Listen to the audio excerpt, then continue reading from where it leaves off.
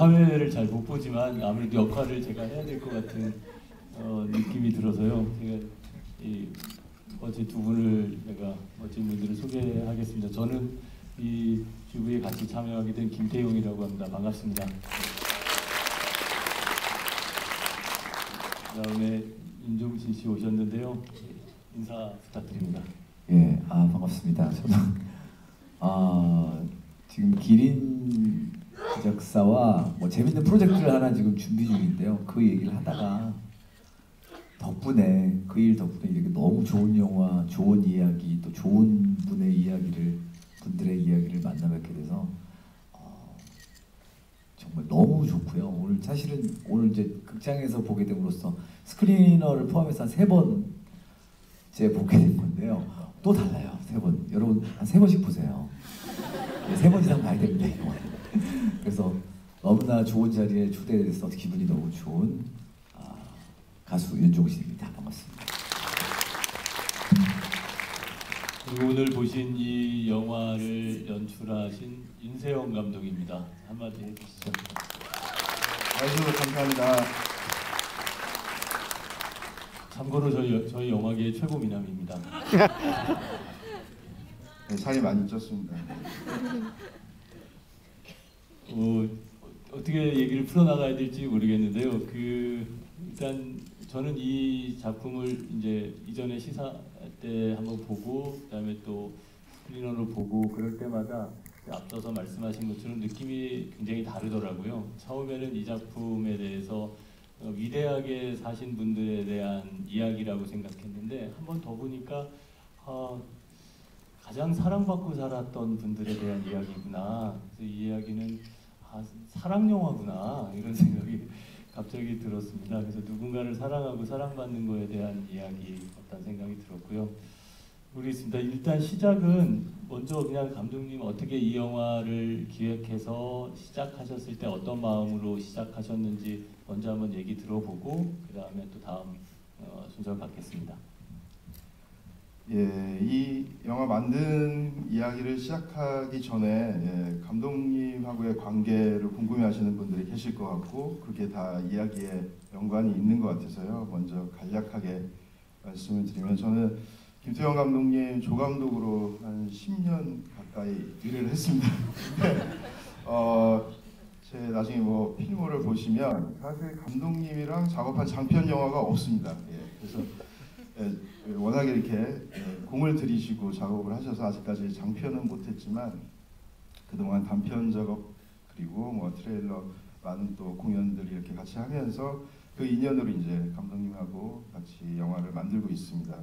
그 와중에 예전에 그 가족의 탄생 시나리오 작가님이셨던 그리고 지금 이 영화 전기 작가님이신 성기영 작가님의 소개로 2년 전, 한 1년 반 전에 2015년 성탄절이었습니다. 또 공교롭게 그때 연락이 오셔서 내 주위에 성당 나가는 사람은 당신밖에 없는 것 같은데 한번 만나볼 생각 있냐. 그래서 예, 어떤 분들인데요. 그래서 저도 이분들을 그때 당시는 잘 몰랐습니다. 그 기사만 짧게 들었었고요. 그래서 사실 호기심 반 그리고 저의 진짜 작은 그릇으로 이 큰 분들을 담을 수 있을까 하는 계속 걱정 반으로 지금까지 계속 이렇게 만들게 된 것 같습니다. 그래서 계기는 그 이제 정기 작가님을 통해서 시작을 했고요. 그리고 이제 간략하게 말씀을 이제 작년 1년 동안 촬영을 했고 두 분께서는 여기 마지막에도 나오지만 이렇게 드러나시는 걸 전혀 원하시질 않기 때문에 최소한의 기간 동안 이 두 분을 담으려고 했고요. 그리고 그러지 못했기 때문에 주위의 지인분들이나 이제 병원과 그 오스트리아 가족분들을 찾아뵙고 만들게 됐습니다.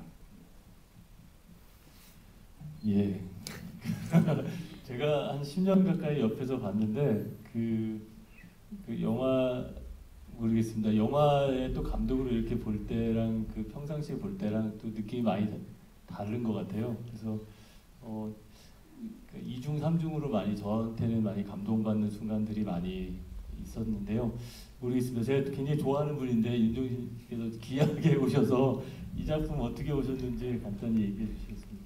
네, 저는 개인적으로 김태형 감독님 15년 만에 만났어요. 15년 전에 호프집에서 그 포맹제로를 만들었던 우리 조근식 감독하고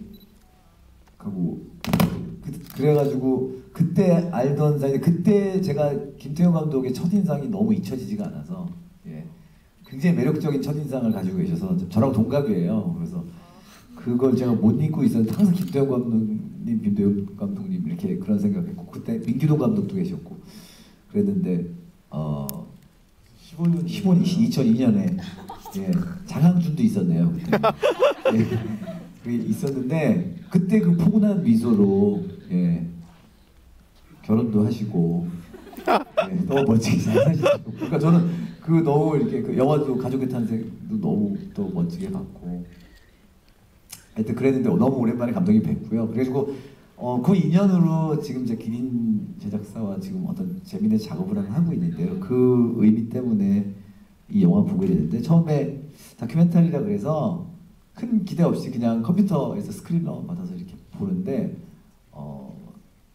음악 작업 하던 중이었는데 그냥 잠깐 좀 쉬어갈까? 그런 느낌으로 이렇게 봤다가 정말 푹 빠져들었어요. 1시간 좀 넘게 이렇게 보는데 저는 어떻게 봤냐면, 감독님은 이게 당연히 뭐 사랑에 대한 영화인데 저는 오늘 3번째 보고 딱 느낀 게 제가 봤던 어떤 영화의 주인공도 이렇게 쿨할 수 있을까? 좀 더 심하게 요즘 표현을 하면 정말 이 두 마가렛과 마리안느가 진정한 스웩이 아닌가 하는 생각을 해봅니다. 이렇게 자신이 한 일, 자신이 해왔던 칭송받을 수 있는 일을 대해서 이렇게 찬사나 이런 것들, 그리고 어떤 생색 이런 거 하나도 없이 호련히 떠나갈 수 있을까? 난 그래도 박수를 받고 싶고, 저 같으면 상도 받고 싶고, 그리고 그냥 그런 걸 다 떠나서 그 제가 돌봤던 사람들이 얼마나 잘 살고 있나도 보고 싶잖아요. 근데 그런 인간적인 사람적인 그런 느낌을 오히려 뛰어넘은 정말 이렇게 살아계신 성자, 예, 그 분들이 아닌가 하는 그런 생각이 들어서 오늘 3번째 볼 때는 정말 멋진 분이다. 그리고 평소에 조그만 거 하나라도 막 방송에서도 막 생색내려고 그랬던 별 잘한 일도 아닌데 막 그런 입장에서 너무 좋았고요. 그리고 저는 감독님한테 다시 한번 감사드리는 것은, 윤세영 감독님께 그런 영화 보면서 그런 고민했어요. 이게 알려지기 원하지 않는 본인들의 뜻이 중요할까? 이 얘기가 알려져야 되는 것이 중요할까? 저는 후자이라는 생각을 했었어요. 이런 얘기가 알려지는 것은 그 두 분의 뜻보다는 이 윤수영 감독님이 이 영화 이렇게 찍지 않으셨으면 아마 저는 이런 멋진 분들을 전혀 알지 못했을 것 같고, 좀 안타깝지만 오히려 이거는 본인 두 분의 뜻보다는 감독님이 더 잘하시는 게 아닌가 하는 생각이 들었고, 그 인터뷰에 응하시지 않는 그 두 분의 모습까지도, 특히 마리안의 모습까지도 감동을 자아내게 했기 때문에 많은 분들이 이 영화를 꼭 보셨으면 좋겠다 하는 생각을 했습니다. 네. 네, 제가 조금 더 이제 첨언을 굉장히 좋게 말씀해 주셨고요. 저도 가장 크게 고민했던 지점은 지금 방금 말씀하셨던 부분인 것 같습니다. 이분들의 뜻을 어떻게 보면 어기고 세상 밖으로 이렇게 모셔야 되는지에 대한 걱정을 진짜 마지막 편집할 때까지 했었던 것 같습니다.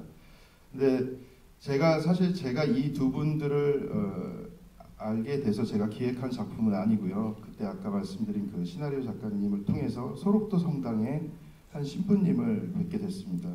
그 신부님이 똑같이 고민을 한 10여 년 전에 하셨던 것 같습니다. 그래서 2005년에 떠나시고 난 다음에 이분들에 대한 어떤 잘못된 어떤 오해들, 그리고 그냥 정말 빈 손으로 가방 하나 들고 보낼 수밖에 없었던 어떤 상황들을 이렇게 스스로 굉장히 큰 죄의식을 가지셨던 것 같습니다. 그래서 10년 동안 고민하시다가 지금 더 이상 늦기 전에 이분들을 그러면서 표현하시더라고요. 어떤 성인도 자신이 당신이 성인이라고 말하는 사람들은 없는데 그분들을 그렇게 내시는 게 방금 윤종신 선생님이 말씀하신 것처럼 조금 더 약간의 차이로 더 의미 있는 일이 아닐까. 그리고 저도 그 부분에 대해서 공감을 했기 때문에 작업을 하게 됐습니다. 그래서 아까도 서두에 말씀드린 것처럼 이 영화를 과연 어떤 방식으로 어떻게 표현하는지가 가장 중요했고 저한테는 이 두 분이 이 영화를 어떻게 보실까가 가장 고민스러웠던 부분인 것 같습니다. 아직 지금도 일주일에 한 번씩 카카오톡도 하고 그러세요.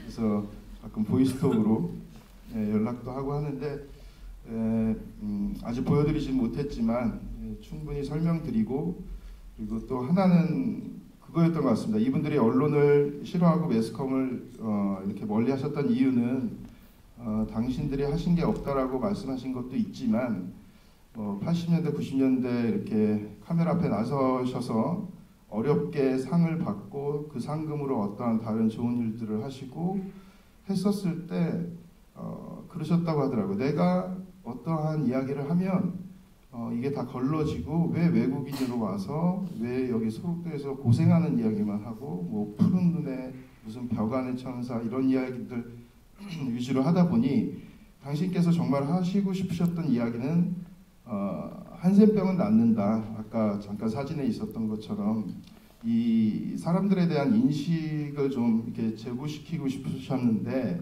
그런 것들이 잘 안 나오시고 또 워낙에 이제 성직자처럼 생활하시다 보니 이런 게 맞다 그렇다 이렇게 말씀하시는 또 스타일이 아니기 때문에 이제 그 이후로는 이렇게 외부에 이렇게 노출되기를 꺼리셨다고 하시더라고요. 그래서 어렵게 이 두 분을 영화 속에 모신 만큼 그 의미가 좀 잘 담겼으면 좋을 것 같다라는 게 어떻게 보면은 그 죄송한 마음에 어떤 또 반대로는 좀 보답해드릴 수 있는 부분이 아니었을까 하는 마음으로 이제 그런 장면들이 좀 많이 들어가 있습니다.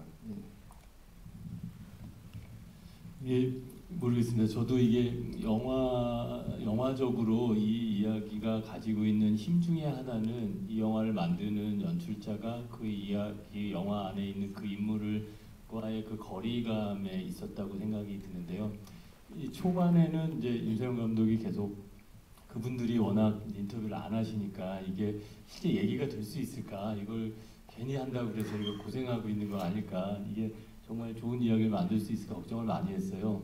근데 그 걱정을 많이 한다는 자체가 연출자가 가지는 가장 큰 미덕이라고 저는 생각하고 있거든요. 이 영화를 만든다는 게 어쩌면 어떤 세상에 누군가를 소개하는 일이잖아요. 이런 사람이 이렇게 아프다, 혹은 이런 사람이 이렇게 위대하다, 이 사람에게 무엇이 필요하다 이런 거를 소개하는 걸 텐데 이 간호사 두 분을 소개하는 방식이 이 영화가 가지고 있는 저는 미덕이라고 생각하는데요. 만약에 그냥 어떻게 생각해 보면 이 수녀님이라고 불러야 되는지 간호사님이라고 불러야 되는지 모르겠네요. 어떤 이 평신도 그냥 일반 신자 중에 들로 이루어진 재속회가 있다고 합니다. 오스트리아에. 그래서 그분들께서는 똑같은 수녀의 어떠한 그 교리와 규칙대로 생활하시는 것은 똑같지만 수도원이 없고 그리고 이 복장이 수녀복이 아니신 그냥 일반 복장이시고 이 재속회의 가장 특징 중에 하나는 1차 대전 그 전후에 이제 교회를 떠난 사람들을 모으기 위해서 이제 생겼기 때문에 그때 직업을 가지고 있는 게 가장 중요했다고 합니다. 그래서 이분들이 간호사로서 먼저 선택을 했었던 거고요. 그래서 수녀라고 할 수도 있고 그렇지 않을 수도 있지만 교회법상으로는 엄밀히 아니라고 하지만 그 똑같이 종신서원을 하셔서 독신으로 평생 지내고 계신 거는 수녀하고 똑같은 의미를 가지고 있다고 생각합니다. 그래서 그 부분이 저도 궁금했었어요. 이게 수녀로서의 삶을 선택하는 방식과 간호사로서 그냥 당연히 환자 옆에 있어야 된다.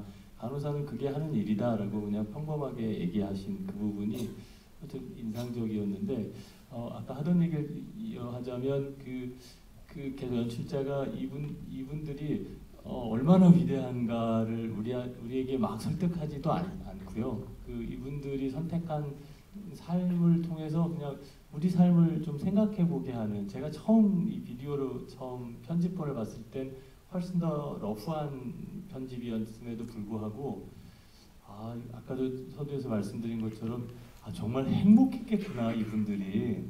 그 마가렛 수녀님인가요? 그 행복했다고 얘기하실 때 그 얼굴 표정이 너무 좋지 않아요?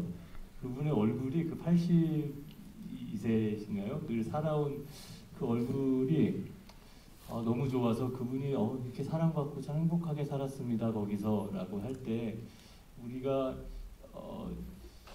모르겠어요. 그냥 이 영화가 주는, 저한테 줬던 힘은 그냥 그 이전의 가치가 많이 사라졌는데 새로운 가치는 아직 오지 않은 우리한테 뭔가 그냥 어떻게 사는 게 좋을까? 뭐 한 영웅을 봤다기보다는 그냥 그런 생각을 들게 했었는데요.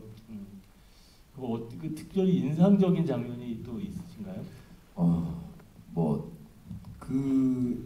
제 나이가 이제 초년생, 중학생, 80년대 제가 중고등학생이었으니까 그때만 해도 이제 요즘은 한센인 한센병이라고 얘기하지만 저희 때는 말 그대로 문둥병, 나환자 이렇게 들었었거든요. 그게 그냥 단 것 같아요. 그리고 가까이 하면 안 되는 사람.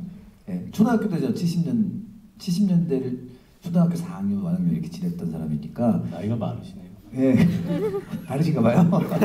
근데 저희 때는 좀 그냥 거기 가면 안 되는 곳, 격리 시설, 무서운 곳, 그리고 가끔 이렇게 보면은 이렇게 손이 구부러진 분들 보면 어른들도 만지지 마라, 가까이 가지 마라, 뭐 이런 것들이 많이 있었는데 그 잘못된 정보를 이렇게 가지고 살아왔던 사람인 것 같아요. 그리고 나서 90년까지 그게 안 알려졌다는 거는 처음 알았거든요. 근데 이런 정보적인 것도 되게 좋았는데 저는 가장 좀 가슴 아팠던 장면은 그 사진 한 컷이었던 것 같아요. 그 자신이 낳은 아이를 이렇게 바라보는 그 사진 한 컷으로 확, 그럼 어떤 드라마적 어떤 연기자의 연기하고는 비교할 수 없는 장면이었던 것 같아요. 이렇게 바라보기만 하는, 그러니까 본인들도 이게 옮을 수 있으니까 자기 자식한테 그냥 바라보기만 하는 그 장면이 가장 인상적이었던 것 같고, 그렇지 않다라는 것을, 아니면 나을 수 있다라는 것을 전파하는, 치료보다도 그것을 전파하러 가셨다는 이 두 간호사님의 이야기들 때문에 내내 사실은 되게 영화 기법으로 보면 막 재미를 주기 위한 기법 많이 안 사용하셨잖아요. 그래서 정말 어떻게 보면 드라이하게 이렇게 탁탁탁 했는데 그게 오히려 이 영화 보는 사람에게 굉장히 좀 뭉클한 감동이 오지 않았나, 그런 생각이 들었습니다. 네. 사실 조금 좀 재미있게 좀 이렇게 만들고 싶어도 좀 능력이 안 돼서. 그리고 음악 너무 좋았어요. 음악도. 아마 음악 감독님도 잘하신 것 같은데. 많은 대화보다는 음악 감독님께 전적으로 맡겨서 나온 작업이라서. 아까 그 장면 진짜 그 사진 너무 인상적이잖아요. 그 장면이 최고의 장면 같아요. 게다가 또 이 나레이션이 사실 어떻게 보면 또 부담스러울 수도 있는데 어떤 데서는 거기서 이제 이혜인 수녀님이 그 바람도 등지고 써야 된다고 하는 게 바람으로 전염이 될까봐. 그게 그 말이 되게 과도한 차별을 좀 예상케 하는 얘기잖아요. 바람도 안 가게. 그런 것들 보면서 어떻게 보면 한센병 가지신 한센인들에게 저도 한 반세기 정도, 반인생 정도는 오해하고 멀리했던 그런 미안함을 좀 가지게 되는 그런 장면이 아니었나 하는 생각이 들더라고요. 그리고 저는 계속 이게 지금 선입견일 수 있는데 저는 보통 봉사 이렇게 이거 참 얘기를 잘해야 되겠다. 저는 계속 할매 하셔서 저는 두 할머님 이렇게 표현을 할게요. 왜냐하면 할매란 표현이 더 좋은 것 같아서. 너무 미인이어가지고 너무 아름다우신 거예요. 그래서 이게 그 젊었을 때 계속 그 사진에서 나오는 그 약간 전혀 가식이 없는 맑은 웃음들이 그 두 할머님의 그 맑은 웃음이 계속 잊혀지지 않아요. 그러니까 아까 김태형 감독님 말씀하셨던 것처럼 아, 이분들 정말 즐거우셨구나. 즐겁게 했구나. 그리고 그 즐거움이 끝나니까 떠나셨구나. 라는 생각이 굉장히 인상적이었어요. 더 이상 내가 짐이 되니까 떠나야 된다는 그 어떻게 보면 간결한 그 스토리가 이 영화의 가장 큰 감동 포인트가 아닌가. 저는 그렇게 잘 봤습니다. 네. 예, 저도 똑같이 그 점이 계속 이렇게 계속 생각이 나더라고요. 근데 또 그 노래도 굉장히 좋지 않았던가요? 사회찬의 그 노래. 노래도 어떠셨어요? 예, 그 실제로 예, 당연히 그러한 부분들은 제가 담아서는 안 되고 예, 담을 수도 없지만 지금 현재 그 할머니께서 이제 사지가 다 없으시고 앞도 안 보이시고 정말 이제 어떻게 보면은 아직까지 고운 그 세월이 묻어있는 목소리 하나만 남으신 것 같습니다. 그래서 뵀었을 때 그때 있었던 스태프들은 아마 다 펑펑 울었었던 것 같습니다. 그래서 예, 저도 가장 지금 오늘 다시 봐도 저도 뭐 이제 수십 번 봤지만 그 김영도 할머니가 가장 많이 생각이 나고 10살 때 부모와 떨어져서 어떠한 섬에서 평생을 아무도 없는 곳에서 물론 거기서 이제 친구도 만나시고 결혼도 하셨지만 산다는 게 과연 무엇인지 한번 그런 생각들이 들게 되더라고요. 이렇게 봤던 지금 거의 90세에 가까우신 네. 할머니시더라고요. 근데 진짜 목소리가 너무 낭낭하셔서 저도 이렇게 39년에 오셨으니까 10살 때 오셨으니까 거의 이제 90에 가까우셨는데 목소리가 너무 카랑카랑 아주 정정하셨고 저는 좀 또 인상적이었던 거는 물론 뭐 편집을 하셨을 수도 있겠지만 그 한센 형을 앓으셨던 지금의 그 인터뷰하시는 분들이 굉장히 그리운 감정은 있는데 눈물을 거의 안 흘리시더라고요. 저는 그런 가끔 방송이나 다큐멘터리 이렇게 보면은 그 힘든 시절이 너무 많았던 분들이 결국에 나중에 보면은 눈물 잘 안 흘리시더라고요. 그러면서 그냥 탁 던지는데 오히려 그분들이 지나온 인생이 이분들이 눈물을 안 흘리는 법을 보고 저는 이분들이 되게 힘들었었구나라는 게 그분들의 인터뷰하는 약간 감정을 이렇게 보고 많이 느꼈어요. 그 대부분 좀 웃거나 굉장히 그 사실을 탁탁 던지는데 집중하시더라고요. 그게 되게 인상적이었어요. 굉장히 내용을 들어보면 감정적인 얘기인데 눈물 안 흘리시고 그런 것들이 굉장히 좀 인상적이었어요. 예, 실제 이렇게 진짜 사회 앞에 이렇게 카메라 앞에 서신다는 건 정말 어려운 결정이셨을 것 같은데 다 근데 똑같이 그냥 그 말씀하셨던 것 같아요. 그냥 마리안네 할매 이야기니까 내가 한다고 이제 다 그냥 그 두 분을 생각해서 하신 거지 전혀 뭐 당연히 영화에 대한 이해나 어떤 부분들 전혀 없으셨고 그런 의지는 없으셨던 것 같습니다. 다만 두 분에게 받은 어떠한 마음의 짐 같은 게 있어서 내가 이거를 해야 되겠다라는 결심을 해주셨고 말씀하신 것처럼 그 단계가 아마 이제 다 넘어가셨던 것 같습니다. 그래서 그렇게 화면 앞에서 이렇게 해주셨던 것 같습니다. 그리고 저희도 이제 조금 더 깊이 있는 어떠한 이야기들을 상상할 때 이분들의 이제 세월이 간 만큼 그 자녀분들은 또 어떻게 지내시고 이렇게 확장해서 무언가 이야기를 더 만들고 싶었지만 아직까지 사회의 시선 때문에 지금 손자가 SK 무슨 대기업에 지금 뭐 입사 원서를 내고 있는데 이제 그런 말씀하시면서 개인적인 어떤 말씀 절대 나아가서는 안 된다. 또 이 우리의 관계들을 어떤 한 장의 사진에 같이 있다든지 그래서 그런 부분은 굉장히 조심스러웠는데 영화를 위해서 제가 어떤 부분은 어떤 또 도덕적인 걸 조금 넘어가서 부탁을 몇 번 드리다가 이게 영화를 위한 것은 아니다라는 이제 판단을 했었고 초기에 그래서 그런 방식은 이제 그때부터는 이제 접근을 하지 않았던 것 같습니다.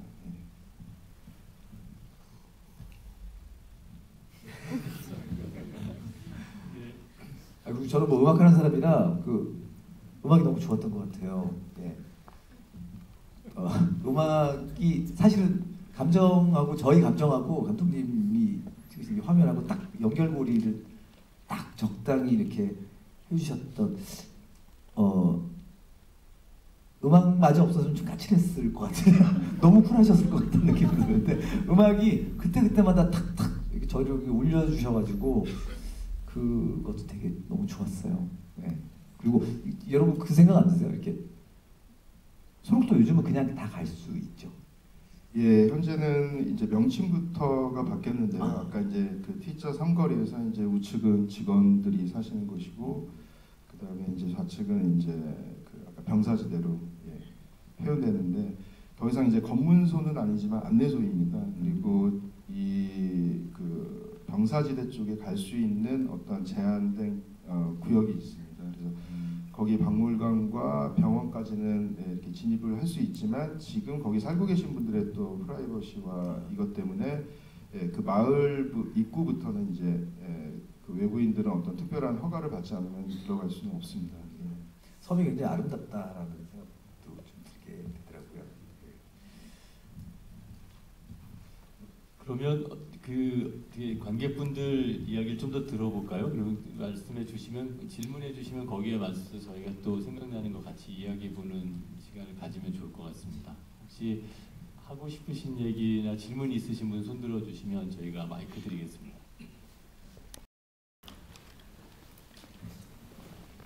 참고로 저희가 그 선물을 준비했는데요. 그 이 성기영 작가님이 쓰신 이 책이 있습니다. 이 책이랑 영화랑 같이 기획이 된 건데요. 그 책을 드리겠습니다. 그래서 질문해주신 분들은 나중에 남아서 책 받아가시면 좋겠습니다.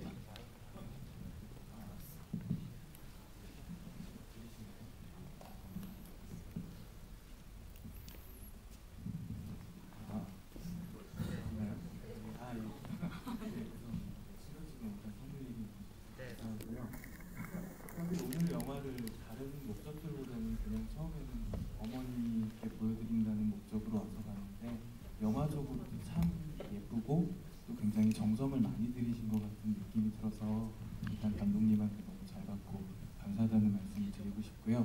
사실 이 영화를 보기 전에 이제 영화에 대한 사전적인 좀 정보들을 얻어서 아까 말씀하셨지만 이제 두 분이 그냥 호련히 떠난 것에 대한 좀 미안한 마음이나 부담감이 영화의 시작이었다라고도 봤습니다. 근데 사실 이 영화 자체가 어떻게 보면 이제 소록도에 남아 계신 분들이나 또 저 두 분에게나 좀 소통할 수 있는 계기가 됐을 수도 있고 이 영화를 촬영하는 과정 자체에서 어떻게 보면 소록도에 계신 분들이나 저 두 분한테도 서로에 대한 좀 근황을 전해 들을 수 있었을 것 같은 생각도 들어요. 또 이 영화를 어쩌면 또 소록도 분들이 보시고 또 몰랐던 그 두 분에 대한 마음이나 이런 걸 알고 이런 좀 에피소드라고 표현하긴 그렇지만 그런 것들이 영화를 촬영하시는 과정이나 촬영하고 이제 편집본이나 이런 걸 보여주시는 과정에서 혹시라도 좀 그런 소통할 수 있는 기회들이 좀 있었는지가 좀 궁금했고요. 그다음에 이게 원작이 있다고는 들었지만 사실 감독님께서도 이 영화를 맡기 전과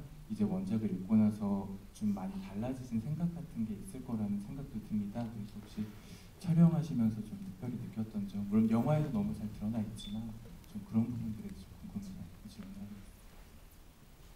예, 일단 이렇게 잘 봐주셔서 감사합니다. 일단 그 소통 부분은 사실 마리아는 그 큰할머니께서는 하루가 굉장히 바쁘십니다. 전화 받고 수다 떠시느라고 그만큼 굉장히 지인분들하고는 사실 이 물리적인 거리는 있지만 지금도 편지도 쓰시고 이 연락도 자주 하셔서 뭐 어떻게 보면은 뭐 계속 그 관계들을 계속 유지하고 계십니다. 이제 저희들은 좀 저도 잘 몰랐기 때문에 딱 이렇게 뭐 칼로 이렇게 딱 물베듯이 하고 2005년부터 연락을 딱 닫고 사셨겠구나 그렇지는 않고요. 다만 말씀하신 것처럼 저희가 2월에 먼저 그 오스트리아 촬영 전에 찍었던 푸티지들을 모아서 그분들이 최종적인 편집에 나오던 나오시지 않던 인사 말씀을 저희가 찍었습니다. 보여드리려고.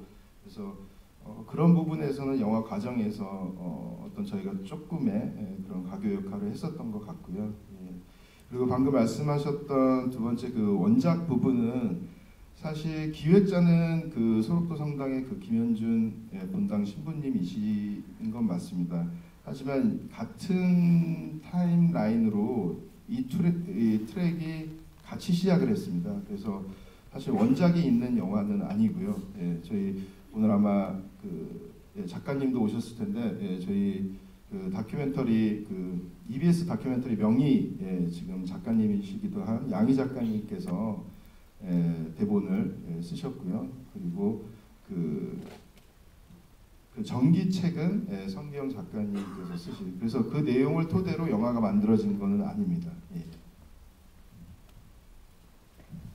6월에 그 한 오스트리아 그 120 수교 올해가 125주년이라고 합니다. 그래서 지금 저도 지난주에 들었는데 그 서록도 성당 쪽으로 그 주 오스트리아 그 대사관에서 어떤 그 수교 기념의 행사 중의 일환으로 비엔나와 인스브룩에서 한 번 정도씩 6월달에 상영 어떤 뭐 정식 개봉은 아니고요.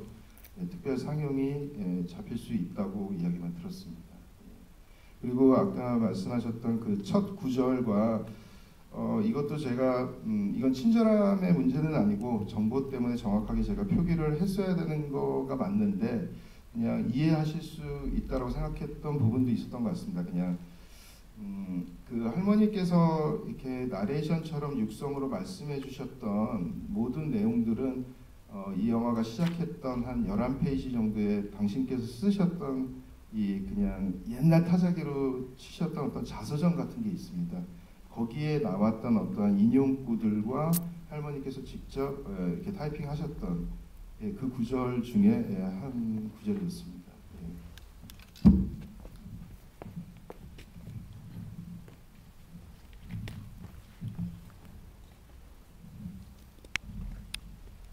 안녕하세요. 영화 잘 봤습니다. 저도 그 사진 아이들이랑 그 부모님들이 그냥 마주보고 있는 사진 되게 슬펐는데 그 당시에는 이제 전염병이라고 알고 있어서 아이들이랑 격리를 시켜놓은 건데 그 어느 순간에 전염병이 아닌 것을 알게 되고 언제쯤 아이들과 함께 혹시 부모님이 살게 됐는지 영화를 보면서 그게 계속 궁금하더라고요. 혹시 그것도 알고 계신가요? 예, 제가 정확히 몇 년 몇 월 며칠에 이렇게 뭐 그 시행 규칙령이 내려온지는 정확하게 저도 잘 모릅니다. 예. 근데 일단 그 인식 자체에 대한 거는 84년도에 그 교황님께서 그때 당시에 저희 뭐 요한 바오로 2세 그 교황님께서 다녀가신 이 전과 후가 굉장히 큰 어떠한 약간 역사적인 그 기준점이 된다고 들었습니다. 그래서 그 이후로는 어떠한 그 전까지 조금 잘못 알고 있었던 어떤 유전에 대한 부분, 유전병이라는 어떤 부분들, 뭐 감염의 어떤 부분들. 그런데 이건 약의 그 치료법에 따라서도 굉장히 차이가 있었던 것 같습니다. 그래서 50년 당연히 60년대, 70년대, 80년대까지는 어려웠었고 제가 전달받았었던 걸로는 90년대 들어서야 비로소 이러한 오해들과 뭐 치료들 그리고 치료법도 혁신적으로 개발되고 했었던 게 90년대라고 들었습니다. 저쪽 뒤에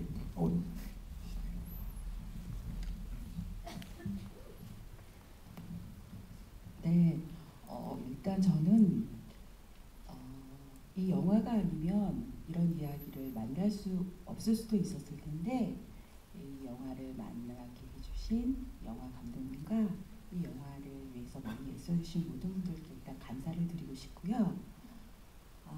영화를 보면서 충분히 많은 감독님이 표현하고 싶었던 의미들 그리고 그런 생각들 그런 아름다움들이 많이 전달됐지만 그럼에도 불구하고 이 영화를 만드신 감독님이 이 영화에 표현하고 싶었던 담고 싶었던 것을 한 문장이나 한 단어로 이야기해 주시면 무엇인가요?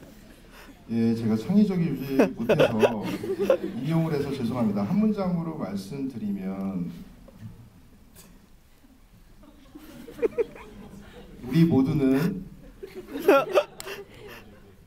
기쁨을 주고 기쁨을 받는 존재다. 저는 이렇게 정리하고 싶습니다. 제가 인터뷰하면서 여러 번 사실 주제라는 것도 제가 다큐멘터리의 특성상 작가님과 이제 촬영이 끝나고 나서 사실 이제 시나리오를 쓰는 어떻게 보면 역순의 과정이었습니다. 그러면서 어떠한 방식으로 이 의미들을 담을까? 그러면 그 의미는 무엇일까 했었을 때 여러 갈래들이 있었던 것 같습니다. 사실 어떤 분은 성인 같다 무슨 노벨 평화상을 말씀하시고 막 희생과 봉사 이런 말씀하시는데 사실 저는 그렇게 느낀 적은 한 번도 없고요. 진짜 너무 푸근한 그냥 전라도 할머니 물론 대단한 일을 하셨지만 그리고 그분들한테 희망을 주신 거는 맞지만 그런데 제가 인터뷰 중에 가장 인상 깊었었던 거는 아까 잠깐 그 마가렛 할머님의 조카 며느리로 나왔던 분이 말씀을 그렇게 하셨었어요. 이 마가렛 할머님은 약간 이 차원이 다른 사람 같다. 그게 가톨릭적으로는 너무나 이렇게 영성이 깊은 사람이고 그런데 그런 말씀을 하시다가 그 이야기를 딱 하는 거예요. 내 스스로가 누군가에게 기쁨을 받고 기쁨을 줄 수 있는 존재라는 것을 일깨워줬다는 거예요. 그러면서 그 사람 자체가 정말 그 사랑의 그냥 그 사람이 그냥 사랑의 의인화라는 아까 표현이 나왔는데 그때 가장 크게 느꼈던 것 같습니다. 이분들도 여기서 봉사와 희생으로 사랑을 준 것만이 아니라 너무 아까 감독님도 말씀하신 똑같은 맥락인 것 같습니다. 행복을 너무 많이 받았어요. 사랑을 또 그 한센인 분들과 거기 같이 지내셨던 의료진 또 지인분들 이렇게 통해서 그래서 저도 이 영화가 방금 말씀해주신 것처럼 사람들한테 아름다움 또 한센인들에 대한 어떤 인식 다른 것들도 다 중요하지만 저희가 할 수 있는 거는 정말 이 바로 옆에 있는 가족이든 친구든 이런 사람들한테 기쁨을 주고 또 한국 사람들은 그런 거에 익숙하지 않잖아요. 이렇게 받는 거에 사랑을 받으려고 그러면은 또 정확하게 사랑이라는 게 무엇인지도 모르겠지만 그래서 그러한 기쁨을 서로 주고 또 받을 줄도 아는 사람이라는 거를 영화를 보고 잠깐이라도 한번 이렇게 생각해 보셨으면 좋을 것 같습니다. 예.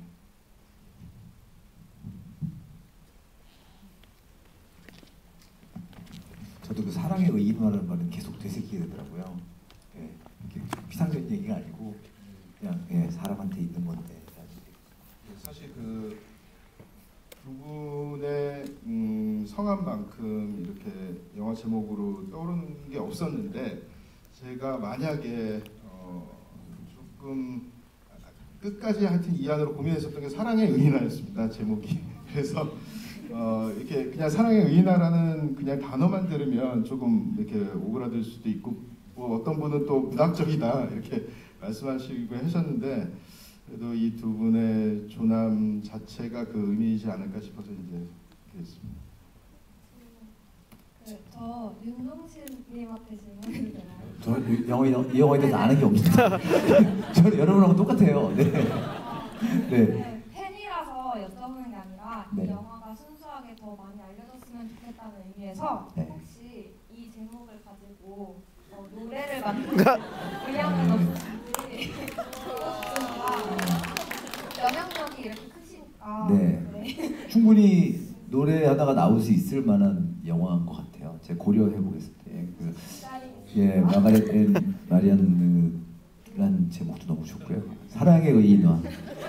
북부인전 이후에 그 이후에 이제 현대판 의인화. 예. 사랑의 의인화. 약간 트로트 제목 같아요. 예, 고려해 보도록 하겠습니다. 네.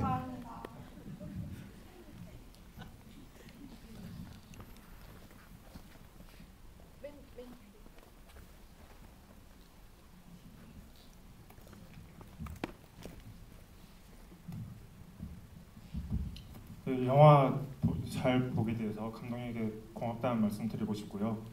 제가 뭐 영상이나 이제 뭐 음악도 되게 좋았지만 그 이혜인 수녀님 나레이션도 굉장히 저는 인상 깊었습니다. 그래서 이혜인 수녀님께서 이 영화의 나레이션 참여를 어떠한 계기로 하게 되셨는지 궁금하고요. 혹시 감독님께서 부탁하셨다면은 어떠한 뭐 이유나 계기로 이혜인 수녀님께 이렇게 부탁하셨는지 궁금합니다. 예, 먼저 말씀드리면 개인적으로 저는 다큐멘터리 영화도 잘 모르기도 하고 좀 큰 선입견이 있었던 것 같습니다. 그냥 개인의 취향인데 저는 나레이션을 들어간 영화를 좋아하지 않습니다. 그리고 어떻게든 저는 이미지와 여기에 있는 어떤 다른 방식의 사운드들을 활용해서 영화를 만들고 싶었는데요. 근데 그 작가님하고 다큐멘터리 작가님하고 정말 치열하게 싸우면서 고민해서 지금의 이제 버전이 나오게 됐습니다.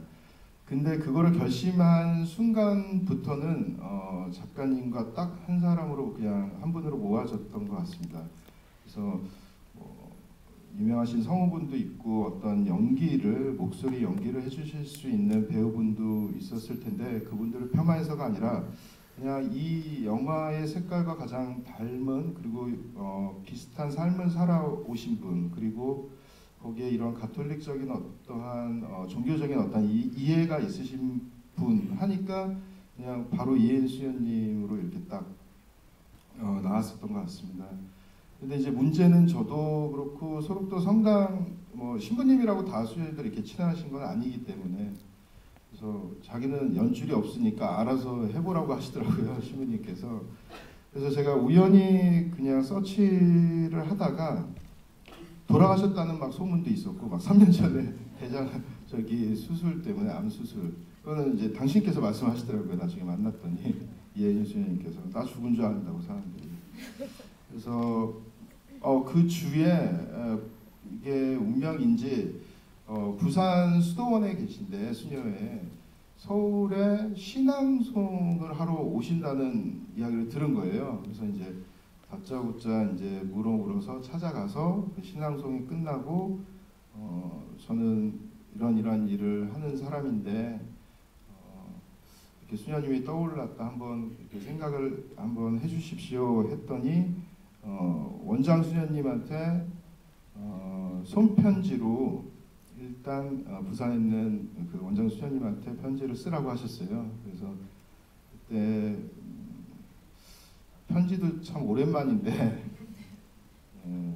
어떻게 이분을 설득을 해야 될까 하다가 그냥 제가 그냥 어쨌든 촬영 이후였으니까 촬영 때 뵀었던 이 두 분들에 대한 묘사와 이야기들로 한 6, 7장 정말 많이 이렇게 정성을 담아서 드렸고 그 마음이 좀 통했던 것 같습니다. 그래서 이혜인 수녀님이 허락을 해주셨고요. 사실 후반 작업을 하면서 많은 고민을 했었습니다. 이 발음이 이 연세가 있으시다 보니까 발음 문제들도 있고, 그러니까 영화적인 어떤 선택을 취할 것이냐, 아니면은 이 감정적인 것과 조금 더 그게 더 중요하다고 판단을 한 것이고요. 사실 뭐 치아 상태도 뭐 틀니도 있으시고 뭐 이빨이 없으신 부분들도 있고 그런데 그런 것보다는 누구보다도 이걸 시적으로 표현해 주시고 정확하게 짚어주시는 그 감정이 더 중요하지 않을까 생각해서 끝까지 그렇게 작업을 했었고요. 서울에 계속 올라오시면서 여러 번 부탁드려서 완성을 하게 됐고요. 그리고 정말 흔쾌히도 재능 기부의 방식으로 당신께서도 이 두 분을 존경하고 생각하고 계시다고 하시면서 작업을 마쳐주셨습니다. 예. 저희 시간 관계상 딱 두 분만 더 질문 받고 이 시간 마무리하도록 하겠습니다. 네, 마지막에서 두 번째 질문이 되었네요. 결결에 그 영화의 내용뿐만 아니라 그 영상이 되게 아름답게 느껴졌는데 그 감독님께서 말씀하셨던 것처럼 영상과 이미지에 대해서 되게 고민을 많이 하셨을 것 같아요. 그래서 인물과 인물 그 장면들 사이사이에 들어갔던 그 영상들을 어떤 고민을 가지고 담으셨는지, 그리고 사슴이 나왔던 장면이 크게 한 2번 정도 있었던 것 같은데 그 의미가 좀 있을 것 같아요. 혹시 그 부분을 설명해 주실 수 있는지. 이렇게입니다. 예, 이게 아까 서두에 말씀드린 것처럼 시나리오가 있는 대로 저희가 찍는 방식이 아니기 때문에 이제 다큐멘터리는 뭐 순발력도 있어야 하고 또 그때 상황에 맞는 또 굉장히 빠른 판단력도 있어야 되는 것 같습니다. 그런데 제가 그 촬영 감독님을 뵙고 정말 많은 이야기들을 좀 나눴던 것 같습니다. 그리고 현장에서는 저와 소통하지 않아도 그 충분한 이야기들로 이미 제가 어떠한 샷을 원할 것인지를 미리 그 둘이 치열하게 고민했었던 어떠한 거를 바탕으로 만들어 주셨기 때문에 지금과 같이 이제 촬영이 되었었던 것 같고요. 그 사슴 부분은 그냥 저희가 사슴을 기다리느라고 촬영 감독님이랑 새벽마다 저 엔관사에 들어가서 가만히 있는데 저희 진짜 숨소리도 들리면은 이렇게 도망가더라고요. 그리고 실제로 소록도에는 밤에 사슴들이 많이 돌아다닙니다. 근데 막상 찍으려고 하니까 또 안 나타나고 왜 너구리만 너구리, 뭐 고양이 정말 온갖 동물들이 밤에 활동을 하더라고요. 근데 그 안에서 갑자기 그냥 그런 생각이 들더라고요. 이렇게 밤에 M관사에 이 M은 이제 이 마리안느 마가렛 이니셜인데 이 두 분이 계신 관사에 이렇게 동물들도 많이 이렇게 찾아온다라는 생각을 하면서 아 여기가 정말 이렇게 뭐랄까 운정이 정말 넘치는 그리고 이게 좀 도식적인 표현이긴 하지만 되게 불쌍한 모습으로 밤에 이렇게 나타나는 너구리처럼 그렇게 정말 많은 사람들이 아까 그 의사 선생님도 말씀하셨지만 뭐 좋은 사람이건 나쁜 사람이건 맨날 부탁하고 여기 와서 뭐 돈 달라고 막 협박하는 사람들도 있었고 막 그런 이야기들을 들으면서 이 이미지가 그러한 상황들에 대한 은유로 이렇게 쓰일 수 있지 않을까 해서 편집에서 이제 넣게 되었습니다.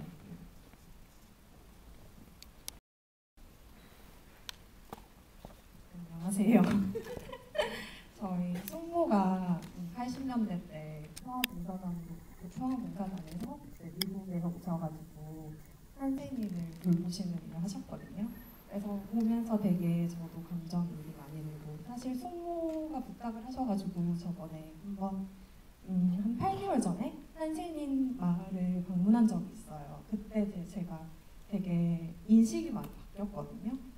그래서 질문이 이제 뭐 영화를 통해서 감독님은 영화를 만드셨으니까 이 영화를 만들면서 한센인에 대한 인식이 어떻게 바뀌셨는지 그리고 두 분은 어떻게 또 바뀌셨는지가 궁금합니다. 예, 저도 그게 궁금했습니다. 그 윤종신 감독님도 감독님도 그렇고 솔직히 그랬어요. 근데 놀랍게도 그 광주 그 교구의 대주교님도 똑같은 말씀하셨는데 머리로는 이해가 되는데 제가 첫날 뵙고 온 다음에 악수했던 막 손을 씻고 있는 거예요 여러 번. 근데 그게 사람이 이상 그렇게 되더라고요. 그게 거의 몇 달을 그랬던 것 같아요. 예. 지금은 그러면 괜찮냐 모든 것들을 다 이해하고 그러냐 그렇게 자신 있게 말씀드릴 수는 없는 것 같아요. 그만큼 굉장히 어려운 일이고 그건 한센병뿐만이 아니라 우리가 가지고 있는 어떠한 이런 선입견들 그거는 뭐 병이든 어떠한 부분들에 대해서 그래서 그런 것들을 많이 생각했는데 물론 저도 이제 정확한 정보와 또 어떤 인간적인 만남들을 통해서 당연히 개선되고 이렇게 변화가 됐다고 생각합니다. 그래서 아까도 말씀드린 것처럼 뭐 이게 거의 뭐 마지막 말씀인 것 같은데 왜 이분들이 그렇게 한센병이 낫는다라고 이렇게 말씀을 하시고 싶으셨는지 결국 저희들도 지금 말씀하신 것처럼 조금 더 찾아보고 뭔가 생각을 조금은 이렇게 열었으면은 좋지 않을까 그렇게 생각을 했습니다. 그리고 지금은 다 정확하게 말하면은 그 병원장님께서는 그렇게 표현하시더라고요. 한센병 회복자라고. 그래서 99% 이상은 다 이제 그 양성 그냥 환자 그 과거 병력일 뿐인데 후유 결절이나 이런 것들 때문에 그 후유증이 심해서 그리고 아까 말씀하셨던 약간 이렇게 조막손 이걸 생강손이라고 표현하시더라고요. 그래서 그렇게 생강손을 가지고 계신 분들 이런 그분들이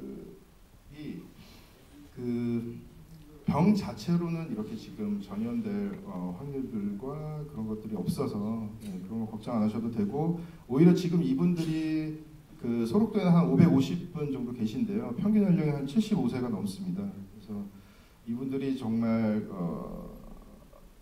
이분들한테 필요한 거는 다른 게 아니라 다른 뭐 지역과 시골도 마찬가지겠지만 이제 노령의 어떤 이 노인 사회에서 필요로 하는 어떤 말벗이랑 이런 친구들 이런 게 부족하신 것 같아요. 그래서 봉사 오시는 분들이 뭐 의료 봉사도 있고 여러 봉사들이 있지만 가장 이분들이 필요로 하는 거는 과거에 그렇게 멀리했던 그 사람들, 그 사람들이 노년에는 이렇게 많이 옆에서 특히 젊은 분들이 손주나 자식이 없는 분들도 많으시거든요. 당시에 단종 수술 때문에. 그래서 이렇게 찾아가서 말벗을 나눠주시고 그런 게 가장 좀 필요한 것 같습니다. 뭐 저는 그 한센민들에 대한 얘기를 앞에 좀 얘기를 했던 것 같고요. 그 편견을 가지고 살았을 세대였던 것 같고요. 저는 조금 마지막으로 그런 얘기를 하자면 저는 확실히 이런 영화들이 만들어져야 한다라는 생각을 가졌던 이유가 예를 들면 두 분의 이 영화가 안 만들어졌으면 그냥 좋은 일 하다가 한국 떠나신 분 정도가 끝이었을 것 같아요. 그래서 선행만 알려졌을 거예요. 아마 그렇게 따뜻했었고 많이 위해 주셨었고 사랑을 주셨었고 근데 저는 이 영화에서 계속 돌이켜보면 제일 인상적이었던 부분은 감독님이 이 영화를 찍고 또 이 영화를 제작을 했기 때문에 저는 항상 그랬거든요. 왜 이런 일을 하는가가 별거 앞에서 설명이 있었다는 게 너무 좋았어요. 두 분이 잘하신 곳을 찍었고 두 분의 가족들을 찾아갔고 이분들이 왜 이곳에 오게 되었는지를 좀 아는 것이 되게 중요하다. 그냥 단순히 선천적으로 착한 사람들이니까 여기 오겠지 뭐 봉사를 그냥 하는 사람 그럴 게 아니고 그분들이 전 소명이란 말이 되게 인상적이었었고요. 그 두 분이 뭐 좀 재밌게 얘기하자면 어쨌든 가장 우리를 필요로 하는 곳을 이렇게 찾으셨는데 그게 정말 우리나라가 소록도가 아니었으면 어떻게 됐을까 할 정도로 그 선택에 대한 좀 감사함을 좀 많이 느끼게 되더라고요. 그래서 그러니까 이 영화들을 조금 더 흔히 전에 들려오는 것을 떠나서 이렇게 디테일하게 그분들의 어떤 여러 가지 이야기들을 관점을 가지고 이렇게 찾아보는 다큐멘터리 영화들이 좀 더 많아져야겠다라는 생각. 왜 감독님도 아마 찍으시다가 촬영하시다가 분명히 느끼신 게 더 많을 것 같거든요. 전에 들려오는 이야기들의 어떤 좀 확실하지 않은 이야기들보다 이렇게 다큐멘터리 영화들이 조금 더 많이 이렇게 촬영이 되고 나중에 이렇게 여러분들 앞에 선을 보이고 또 우리도 흔히 말하는 이제 흥행 영화들만 보게 되잖아요. 근데 이렇게 우리한테 좀 많은 이렇게 울림을 주는 영화들은 꼭 이렇게 여러 가지 연출된 드라마나 그런 뭐 극화된 것도 있겠지만 저는 다큐멘터리 워낙 좋아하는 사람이라서 많이들 보셨으면 좋겠고 또 이런 좋은 이야기들을 좀 많이 알려주셨으면 좋겠다 하는 생각을 또 역시 가지게 되는 것 같습니다. 아주 좋은 영화 잘 봤습니다. 네. 저도 그 영화를 세상에 정말 많은 영화가 있잖아요. 그래서 많은 영화가 많은 방식으로 이제 저희들에게 감동을 주는데 그 이 영화가 아까도 말씀드렸듯이 좋았던 이유는 제가 이 윤세영 감독을 한 10년을 보면서 그 본인이 이렇게 크게 드러나지 않으면서도 항상 의미 있는 일을 찾는 그런 오늘 그런 얘기를 갑자기 하려니까 굉장히 쑥스럽네요. 굉장히 선한 사람이거든요. 그래서 이 작품을 1년 동안 촬영을 하면서 고민한 그 결과를 여러분들이 보신 거거든요. 어떤 결론을 내서 우리가 어떻게 살자고 하는 것도 아니고 역사책에 기록해야 되는 위인을 적은 것도 아니고 그냥 우리 주변에 있었던 분에 대해서 계속 게다가 그분은 세상에 알려지기 원하지 않았던 분이잖아요. 세상에 알려지기 원하지 않은 그분의 마음까지 담겨 있었더라고 저는 생각이 들거든요. 그래서 어떤 그냥 존재 자체가 수녀님들, 큰할매, 작할매의 존재 자체, 그리고 이 영화의 존재 자체가 여전히 저희는 누군가한테는 지루할 수도 있겠지만 누군가한테는 굉장히 어떤 기쁨을 주고받는 삶에 큰 힘이 될 거라고 저는 생각이 들더라고요. 그래서 아까 이제 말씀하신 것처럼 3번 보면 굉장히 또 재밌으니까 극장에 개봉하면 또 보러 가시고 주변에 한 분들 또 손잡고 가시면 또 좋을 것 같고요. 더 이제 좀 더 알고 싶으시면 여기 또 책도 같이 나오니까요. 성기영 작가님 쓰신 책도 같이 한번 보시면서 혹시 이 자리에 성기영 작가님도 오셨나요? 책도 보셔도 좋을 것 같고요. 모르겠습니다. 마지막으로 우리 감독님 얘기 듣고 마치도록 하겠습니다. 한마디. 예, 아니 조금 전에 다 말씀드려서요. 예.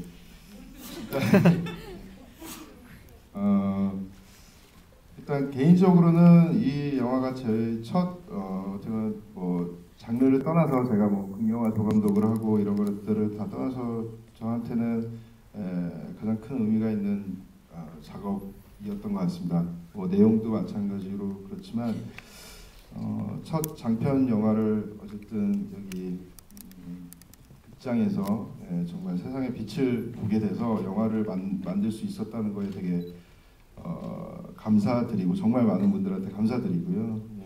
제가 끝으로 여기 오늘 저희 이제 같이 작업한 분들 시간 아직 괜찮을까요? 네.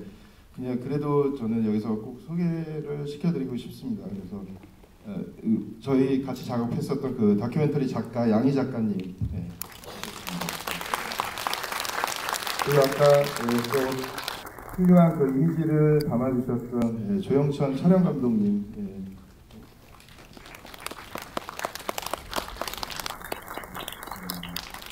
그리고 또 제가 또 사운드를 또 빼먹을 수 없는데요. 동시녹음 안봉남 기사님 또 오셨습니다. 그리고 아름다운 음악을 또 만들어주신 강민국 음악 감독님.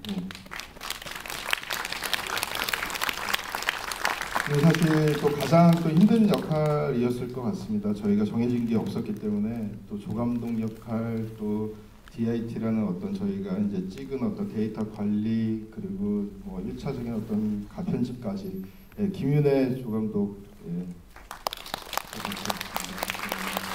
그리고 또 사실 그 다큐멘터리 영화의 백미는 이렇게 혼재되어 있는 어떤 영상들을 잘 정리해서 담아야 됩니다. 그래서 그 편집에서 정말 오랫동안 저하고 작업해주신 이양민 기사님, 편집 기사님.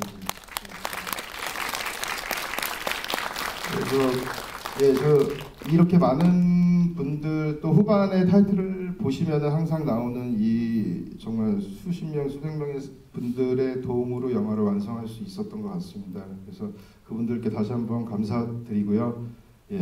주위에 오늘 좋게 보셨으면 주위에 또 소개도 많이 해주시고요. 두 할머니 한 번씩 이렇게 떠올리시고 생각하시면 좋을 것 같습니다. 고맙습니다.